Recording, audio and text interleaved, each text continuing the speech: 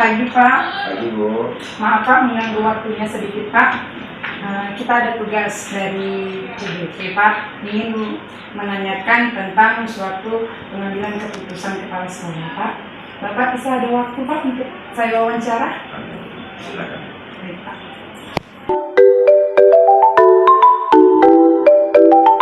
Bagaimana Bapak menjalankan pengambilan keputusan di sekolah Bapak, terutama untuk kasus-kasus di mana ada dua kepentingan yang sama-sama benar atau sama-sama mengandung nilai kebajikan? Oke, cara mengambil keputusannya yang pertama itu saya akan memanggil wakil-wakil dan beberapa tim yang mengetahui tindakan itu dari dua hal. Yang jelas diselesaikan secara musyawarah. Terus yang ketiga Pak, langkah-langkah atau prosedur seperti apa yang biasa Bapak lakukan selama ini untuk menghadapi suatu masalah? Yang pertama saya akan panggil tim-tim, terutama wakil kepala sekolah, menceritakan, membahas bagaimana kejadian yang sebenarnya. Kita mencari informasi-informasi lain yang terkait dengan permasalahan itu. Setelah itu dimusyawarahkan bagaimana solusinya dan tindakannya. Yang keempat Pak, hal-hal apa saja yang selama ini Bapak anggap efektif dalam pengambilan keputusan pada kasus-kasus dilema etika? Hal-hal apa saja yang selama ini Bapak anggap efektif Pak dalam pengambilan keputusan pada kasus-kasus dilema etika? Hal yang saya lakukan ya musyawarah, memanggil yang bersangkutan, dibahas secara bersama-sama apa sebab pelanggaran etika itu, ya dimusyawarahkan, dicari kesimpulan supaya tidak terjadi lagi pelanggaran etika.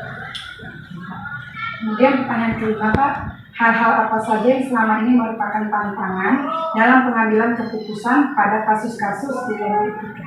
Tidak ada. Tidak ada ya Pak ya. Nah, pertanyaan keenam Pak, apakah Bapak memiliki sebuah tata kala atau jadwal tertentu misalnya Pak dalam sebuah penyelesaian kasus dilema etika?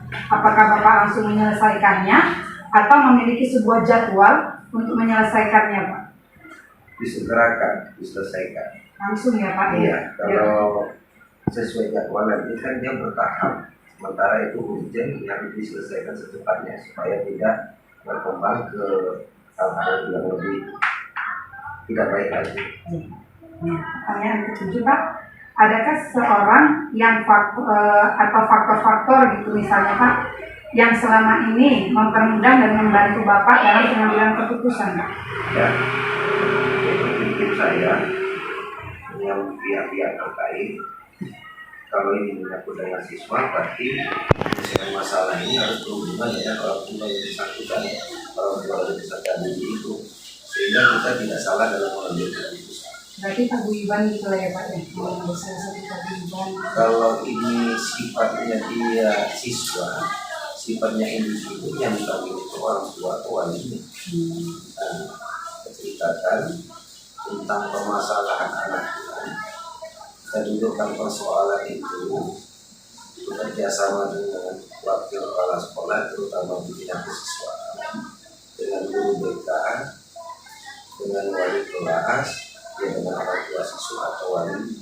Kita bahas secara bersama-sama bagaimana solusi ataupun langkah-langkah yang dilakukan agar anak ini lebih baik. Karena guru ini kan sifatnya hanya beberapa jam saja menghadapi anak itu. Karena seorang anak kan lebih lama di rumah daripada di sekolah. Kalau di sekolah ini kan berpagar keliling, guru banyak yang memantau, sehingga niat baik atau tindakan yang tidak baik anak itu kan tercegah. Tapi kalau di rumah kan bebas, apalagi kalau orang tua yang kerja ya. Anak itu bebas, sehingga harus ada kerjasama dengan orang tua. Kemudian Pak, pertanyaan selanjutnya Pak, dari semua hal yang telah disampaikan Pak, pembelajaran apa yang dapat Bapak petik dari pengalaman Bapak mengambil keputusan dilema etika? Pengalaman apa yang Pembelajaran Pak, yang Bapak dapat ambil. Oh yang pertama saya introspeksi diri. Introspeksi diri, saya harus meyakinkan bahwa diri saya itu tidak melakukan etika yang tidak bagus. Karena yang namanya pimpinan kepala sekolah itu kan dia terutama jadikan contoh lah. Jadikan contoh yang pertama itu saya introspeksi diri, saya harus memperbaiki diri, hal-hal yang selama ini saya anggap kurang baik yang saya lakukan, yang saya perbaiki. Sudah tercermin dari diri saya, ya baru saya lakukan kepada guru, kepada siswa. Jadinya pembelajarannya itu ya dari diri sendiri, bukan orang lain. Berarti semuanya Pak intinya di sini adalah kita harus melakukan musyawarah ya Pak ya, untuk mengambil sebuah keputusan ya. Musyawarah dari berbagai pihak yang berkaitan. Terima kasih ya Pak atas waktunya. Sama-sama.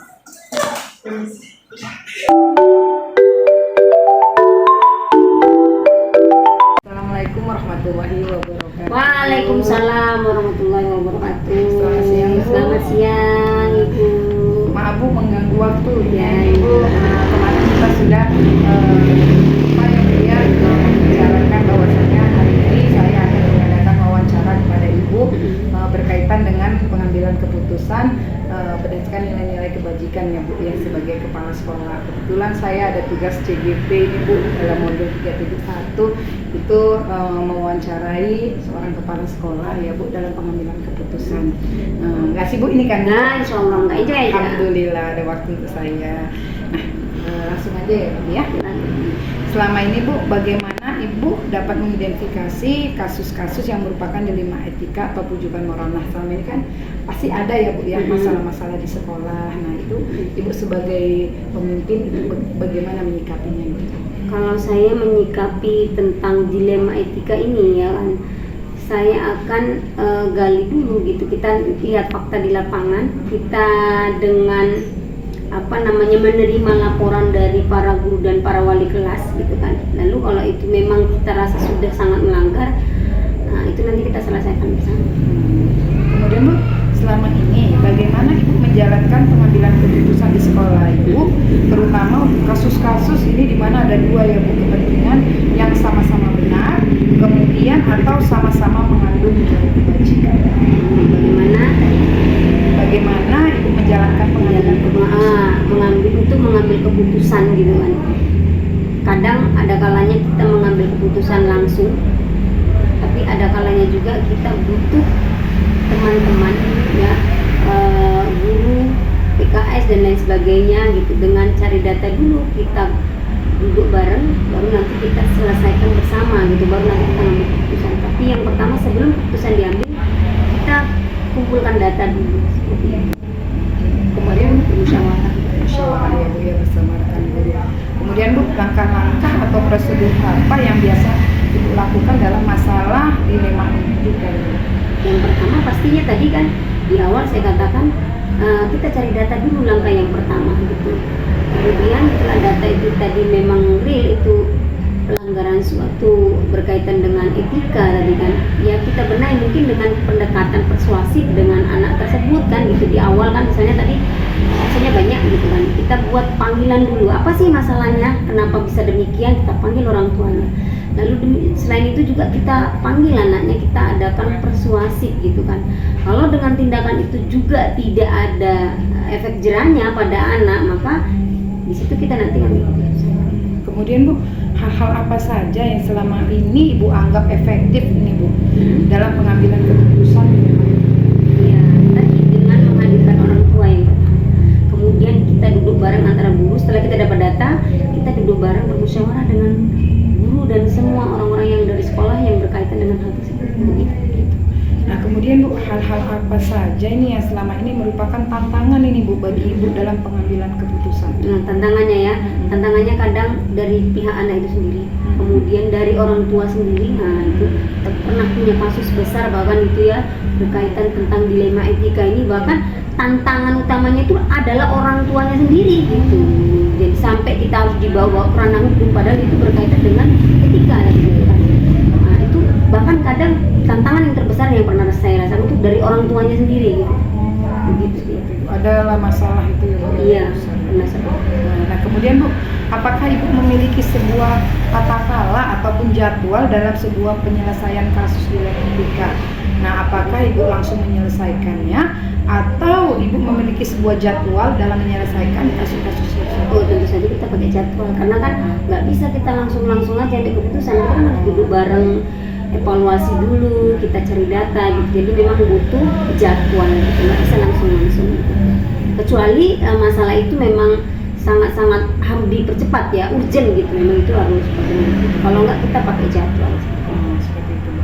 Nah, kemudian Bu, adakah seseorang ataupun faktor-faktor apa yang selama ini mempermudah dan membantu Ibu dalam pengambilan keputusan? Oh, tentu saja kita perlu ke tim. Apa timnya? Guru-guru tadi semua, para wali kelas, guru-guru PKS, semua orang-orang yang dari sekolah kita libatkan. Kita nggak bisa langsung aja, kita kan perlu data. Dan mungkin dari wali kelas kita dapat datanya, mungkin dari PKS tadi, mungkin dari semua pihak ikut membantu. Gitu ya.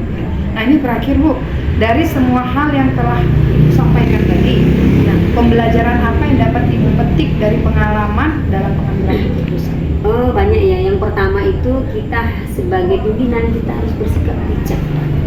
Kemudian yang kedua, sebagai pimpinan kita juga harus bersikap tegas ya, tegas, karena kita nggak bisa mencela-mencela sebagai pimpinan itu. Karena kalau mencela-mencela, bagaimana ya orang-orang yang ada di bawah kita bisa nggak betul lah yang gitu kan. Jadi yang poinnya itu adalah yang pertama bijak, dan kita harus punya ketegasan seperti itu. Itu yang paling penting, yang nomor satu itu bijaksana, baik itu kepada guru-guru, baik itu kepada siswa gitu. Jadi ya, jadi pimpinan itu harus bijaksana lah Dalam pengambilan keputusan, dalam apapun dia harus bijaksana. Terima kasih Bu, waktunya udah mau meluangkan waktu untuk saya untuk berbincang-bincang. Semoga pengalaman Ibu tadi dalam pengambilan keputusan itu dapat jadi pembelajaran untuk saya. Kemudian pengalaman yang menarik nih ya Bu, dalam seorang pemimpin ya. Tantangannya juga ada ya Bu ya. Terima kasih banyak ya Bu. Sama-sama, semoga sukses ya. Alhamdulillah. Mudah-mudahan ya Bu. Assalamualaikum Assalamualaikum warahmatullahi wabarakatuh. warahmatullahi wabarakatuh.